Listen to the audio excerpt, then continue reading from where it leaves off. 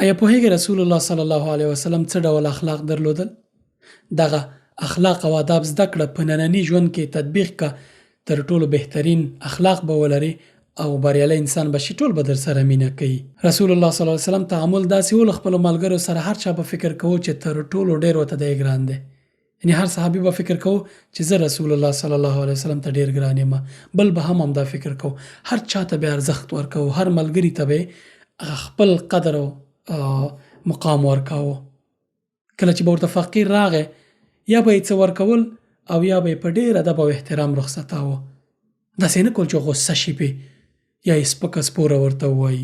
کله چې به ملګرو سره و، په کوم سفر کې و یا به کوم کار کاوه، په خلکو یې تعالی خپله نه منله، ځان یې تر نورو بهتر او برتر نه ګاڼه.